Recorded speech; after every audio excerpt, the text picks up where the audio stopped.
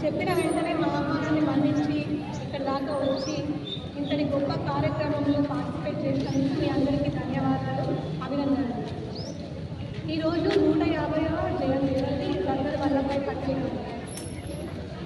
మన దేశానికి మొదటి ప్రధానమంత్రి ఎవరండి? జవహర్లాల్ నెహ్రూ గారు.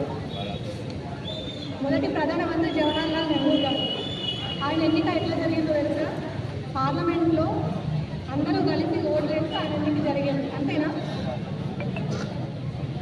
అంతేనా అండి? కాదు. యాక్చువల్గా పార్లమెంట్లో అందరూ కలిసి ఎన్నుకున్నది సర్దార్ వల్లభాయ్ పటేల్ గారిని. మన దేశ మొట్టమొదటి ప్రధానమంత్రిగా సర్దార్ వల్లభాయ్ పటేల్ గారిని ఎన్నుకోవడం జరుగుతుంది. కానీ సర్దార్ వల్లభాయ్ పటేల్ గారి గురువు గారైన మహాత్మా గాంధీ గారు ఆయన చెప్పిన ఒకే ఒక్క మాటకి ప్రధానమంత్రి పదవినే కాదన్నాడు. ప్రధానమంత్రి పదవిని వదిలేసుకొని గురువు గారైన గాంధీ గారి ప్రధానమంత్రి పదవిని వదిలేసుకొని జవహర్లాల్ నెహ్రూ గారికి త్యాగం చేశారు. అందరి గొప్ప మనిషి. మన దేశాన్ని బ్రిటిష్ వారు వదిలి వెళ్ళేటప్పుడు మన దేశంలో ఇంతకుముందు మహేష్ సార్ చెప్పినట్లుగా 560 సంస్థానాలు ఉన్నాయి, అంటే రాజ్యాలు. మనకు తెలంగాణ రాష్ట్రం రాకముందు మనం హైదరాబాద్ రాజ్యంలో ఉన్నాం. ఇదంతా ఒక ముస్లిం రాజ్యం. అట్లాగే మన దేశం మొత్తం మీద 500 పైన సంస్థానాలు ఉన్నాయి, రాజ్యాలు ఉన్నాయి. హిందూ రాజ్యాలు ఉన్నాయి, ముస్లిం రాజ్యాలు ఉన్నాయి, చాలా మండల రాజ్యాలు ఉన్నాయి. వీటన్నింటినీ ముక్కలుగా ఉన్న సంస్థానాలన్నింటినీ భారతదేశంలో కలిపిన గొప్ప వ్యక్తి సర్దార్ వల్లభాయ్ పటేల్ గారు. ఈ సంస్థానాలన్నింటినీ భారతదేశంలో ఏకం చేసిన వ్యక్తి సర్దార్ వల్లభాయ్ పటేల్ గారు. అందుకే ఆయన బర్త్డేని మనం ఏకతా దివస్గా జరుపుకుంటున్నాం ఈరోజు. ఎక్కడి నుండి ఐక్యరాజ్య సమితి నుండి కూడా ఆయనకి ప్రెజర్స్ వచ్చాయి. వాటన్నింటినీ కూడా తట్టుకొని నిలబడి మన దేశాన్ని ఏకం చేసిన మతాల ప్రాతిపదికన ఎట్లాంటి భేదభావాలు లేకుండా మన దేశం మొత్తాన్ని ఏకం చేసిన మంచి వ్యక్తి, గొప్ప వ్యక్తి సర్దార్ వల్లభాయ్ పటేల్ గారు. అందుకే ఆయన గొప్ప మనిషి అని పిలుస్తారు. ఇట్లాంటి అవకాశం ఇచ్చిన అందరికీ చాలా థ్యాంక్స్ అండి. ఇక్కడికి వచ్చిన ప్రతి ఒక్కరికి కూడా పేరు పేరు ధన్యవాదాలు. సర్దార్ వల్లభాయ్ పటేల్ యొక్క 150వ జయంతి సందర్భంగా ఈరోజు పోలీస్ శాఖ ఆధ్వర్యంలో ఇంత పెద్ద ఎత్తున ర్యాలీ వేయడం, ఈ ర్యాలీలో ప్రతి ఒక్కరు కూడా పాల్గొనడం శుభదాయకం. అలాగే నాడు మన దేశం కోసం, ఈ తెలంగాణ రాష్ట్రం కోసం ఎంతో కృషి చేసినటువంటి సర్దార్ వల్లభాయ్ పటేల్ నాడు నిజాం నిరంకుశ పాలనను అంతమొందించి నాడు మనందరికీ స్వేచ్ఛ ఇచ్చినటువంటి ఘనత సర్దార్ వల్లభాయ్ పటేల్ది. నాడు ఈ యొక్క రాష్ట్రాన్ని పాకిస్తాన్లో కలుపుదామని చెప్పేసి నిజాం నాడు ఈ రాష్ట్రాన్ని పక్కకుంచినటువంటి సందర్భాన్ని ప్రతి ఒక్కరికి తెలిసిందే. దానిని మనందరికీ మద్దతుగా ఈ రాష్ట్రం ఈ ఖరాబ్ కావద్దని చెప్పేసి మన రాష్ట్రం కోసం నిరంతరం కృషి చేసి మనందరి ఐక్యతకు మద్దతు ఇచ్చి ఈ రాష్ట్రాన్ని భారతదేశంలో కలిపినటువంటి ఘనత ఈ యొక్క సర్దార్ వల్లభాయ్ పటేల్. ఆయన లాంటి ఉక్కు మనిషి, ఆయన లాంటి వారిని మనం నిరంతరం గుర్తు చేసుకోవాలి. ఎందుకంటే భావితరాలకు ఇలా మనం అందరం కూడా ఇంత ఐక్యమత్యంగా ఉన్నామంటే కారణం సర్దార్ వల్లభాయ్ పటేల్. అలాంటి వ్యక్తిని ఇలా మనం ఘనంగా జయంతి జరుపుకోవడం శుభదాయకం. అలాగే పోలీస్ శాఖ వారికి, అలాగే మిగతా అందరికీ కూడా ప్రతి ఒక్కరికి పేరు పేరున ధన్యవాదాలు. అలాగే స్వతంత్ర భారతదేశ తొలి హోంమంత్రి, ఉక్కు మనిషిగా దేశ ప్రజల చేత, అన్ని పార్టీల చేత ప్రశంసలు అందుకున్న సర్దార్ వల్లభాయ్ పటేల్ 150వ జయంతి సందర్భంగా కేంద్ర ప్రభుత్వం ఆధ్వర్యంలో దేశవ్యాప్తంగా ఆయన సేవల్ని, సర్దార్ వల్లభాయ్ పటేల్ భారతదేశ తొలి హోంమంత్రి, ఆయన సేవల్ని నేటి తరానికి తెలియజేయడం కోసం మనమంతా ఈ కార్యక్రమాన్ని ఏర్పాటు చేసినాం. మరి ముఖ్యంగా విద్యార్థులు దేశభక్తిని, దేశ ఐక్యతను మనసులో నిలుపుకొని ఇలాంటి గొప్ప నాయకుల ఆలోచనలకు అనుగుణంగా మరి దేశ ఐక్యత కోసం మీరంతా పాటుపడాలని తెలియజేస్తూ మీ అందరికీ ఐక్యతా దిన శుభాకాంక్షలు తెలియజేస్తున్నాను. ఎందుకు గుజరాత్లో అతి ఎత్తైనటువంటి విగ్రహాన్ని మన భారతదేశంలో సర్దార్ వల్లభాయ్ పటేల్ యొక్క విగ్రహాన్ని ఏర్పాటు చేసుకున్నాం. ఎందుకు ఆయన యొక్క జయంతిని ఇంత ఆర్భాటంగా మనం జరుపుకుంటున్నాం? ఎందుకు ఉక్కు మనిషి అని అతన్ని పిలవడం జరుగుతుంది? కారణం ఏంటి? 560 చిన్న చిన్న సంస్థానాలు భారతదేశం అంతా కూడా స్వాతంత్రం వచ్చిన విడిపోయి ఉన్నటువంటి సందర్భంలో ఆయన యొక్క ధైర్యంతో, ఆయన యొక్క పట్టుదలతో 560 చిన్న చిన్న సంస్థలన్నీ అన్నిటినీ కూడా భారతదేశంలో సైనిక చర్య ద్వారా విలీనం చేసినటువంటి ఘనత ఆయనకుంది. కాబట్టి ఈ రోజును మనము ఏక్తా దివస్ అని పిలుచుకోవడం అనేది జరుగుతుంది. ఆయన యొక్క ఉద్దేశం, ఆయన యొక్క సందేశం భారతదేశం ఉన్నంత వరకు ఉంటుంది. ఏంటి అంటే ఒకే దేశం, ఒకే జెండా, ఒకే సంస్కృతి, ఒకే సాంప్రదాయం, ఒకే రాజ్యాంగం. భారతదేశంలో ఉన్న ప్రతి ఒక్కరూ కూడా ఒకే పద్ధతి పైన, ఒకే రాజ్యాంగంలోని నియమ నిబంధనలకు అనుగుణంగా నడవాలి. కానీ ఒక్కొక్కరు ఒక్కో పద్ధతిని, ఒక్కొక్కరు ఒక్కో ఆలోచనని భారతదేశ ప్రజల పైన రుద్దకూడదు. ఒకే దేశం, ఒకే సంస్కృతి, ఒకే రాజ్యాంగం. ఎన్ని సంస్కృతులున్నా, ఎన్ని కులాలున్నా, ఎన్ని మతాలున్నా మనమందరం కూడా భారతీయులము. అందుకనే ఒకసారి చెప్పండి, మాతరం మాతరం, మాతరం మాతరం.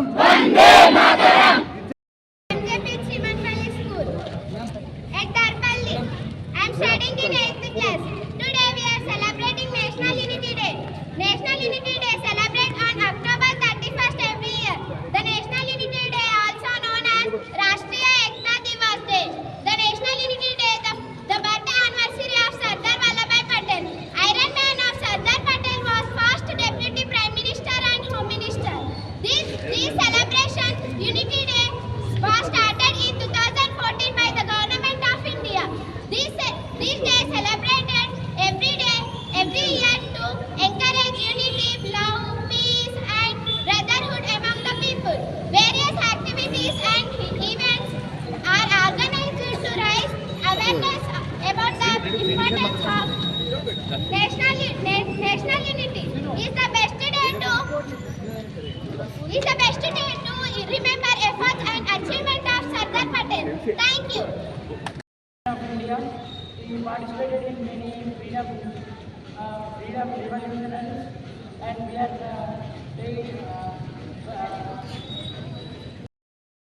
Sardar Vallabhbhai Patel was one of the dynamic and famous leader of our country. He was born on 31st October 1985 in a small village in Gujarat. Patel was a freedom fighter and participated in many freedom struggles against the British, brought many authorities to us. He was a close associate to Mahatma Gandhi and he joined the Indian National Congress. Patel was elected for the post of Home Minister soon after India got independence and he went to become the Deputy Prime Minister to us. Thank you for giving of India. The day gives message of unity. It teaches us to stay together. Schools holds rallies and events. People join the run for unity.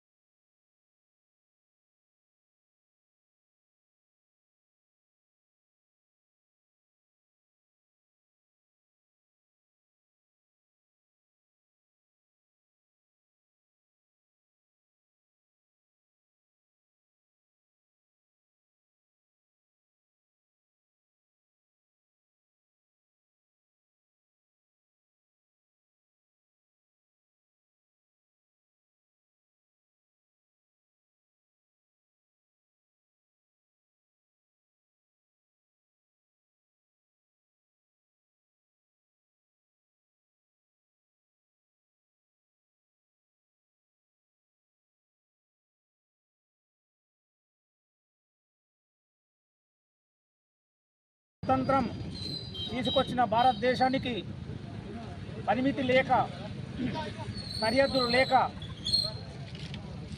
సామ్రాజ్యాలుగా, ప్రాంతాలుగా దాదాపు 160 సంస్థానాలు, రాజ్యాలు ఉండి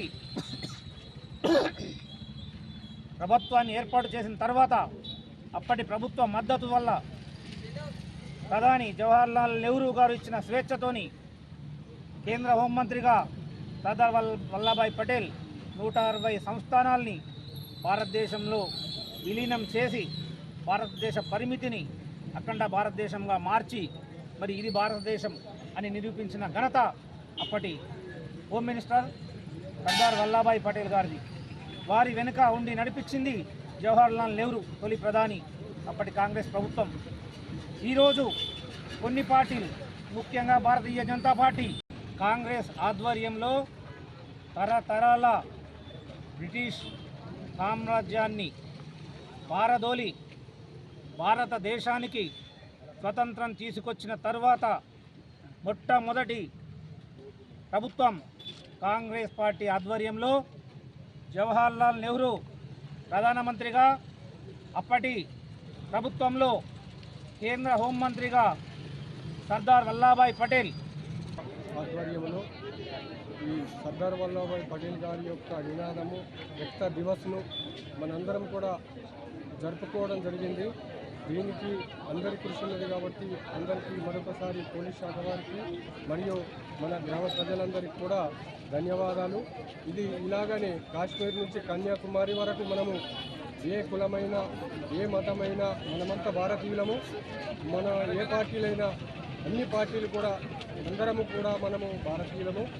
మనము తేడా లేకుండా అందరము ఐక్యంగా ఉన్నప్పుడే వేరే దేశస్తులు మనల్ని ఆక్రమించే అవకాశం ఉండదు. కాబట్టి మనమందరము ఎప్పుడు కూడా మనము గడప లోపల ఏమున్నా కానీ కూడా గడప దాటితే మనందరము ఒకటేనని యుక్త దివస్ను మనం ప్రతి సంవత్సరం జరుపుకోవాలి.